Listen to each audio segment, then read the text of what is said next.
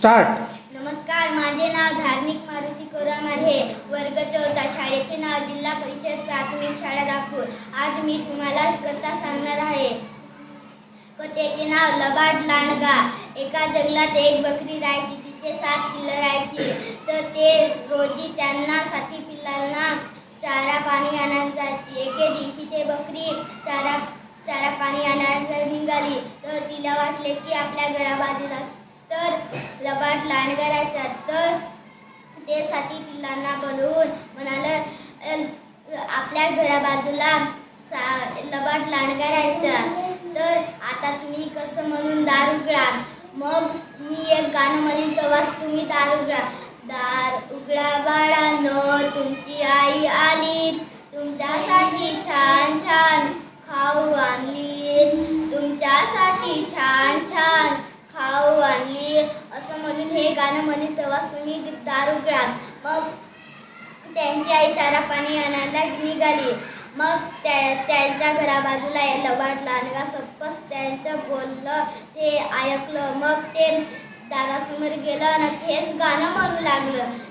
बकरी म्हणाली तेच, दार उघडा बाळांनो, तुमची आई आली. तुमच्यासाठी छान छान खाऊ आणली. तुमच्यासाठी छान छान खाऊ आणली.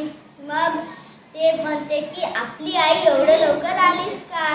नाही, आपल्या आईचा तर आवाज गोड आहे. आईचा तर आवाज बेडकासारखा आहे.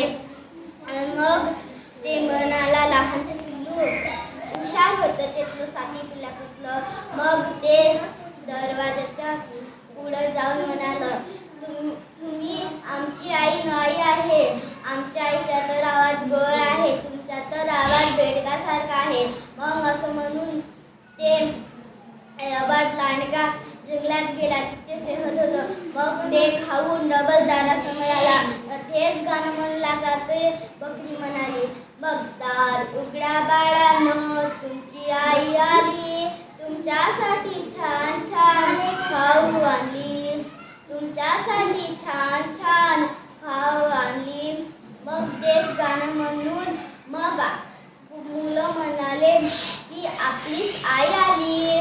मग त्यातलं लहानचं पिल्लू दाराच्या खालतून बघते की काळे पाय आहे. मग ते बघून म्हणालं, आमच्या आईचा तर पाय पांढरे आहे. तुमचे तर पाय काळे आहे. तुम्ही आमची आई नाही आहे.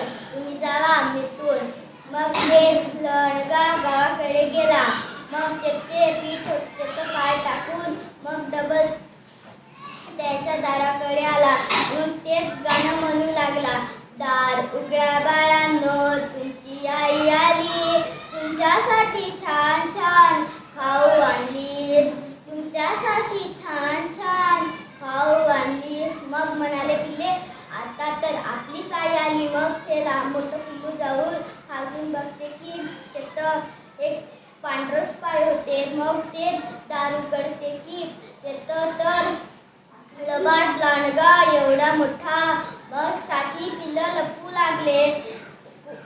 2 पिल्ले टोपल्याच्या खालतं, 2 पिल्ले बाजाच्या खालतं, एक पिल्लू गाड्याच्या मागं, एक लहानचं पिल्लू त्यातलं 7 पिल्ल्यापतलं ते चुलीत लपलं. मग एक एक करून 6 पिल्लांना पोट्यात टाकलं. 2 पिल्ले गंजाच्या खालत होते, त्यांना पोट्यात टाकलं. 2 पिल्ले बाजाच्या खालत होते, त्यांना गिल टाकलं. मग ते तिकडं काळ्या हलत होते की तिथं जाऊन पाहिले की एक पिल्लू होतं. मग त्यांना टाकून घेतलं.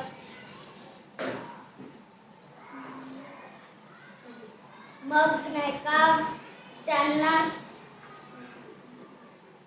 6 पिल्लांना नेलं. मग त्याला जाता जातानी झोप लागली. मग ते तिथं दगड होते, तिथं झोपून गेला. त्यांची आई आली आणि पाहते की दार तर उघडून आहे. पिल्ले कुठे गेले.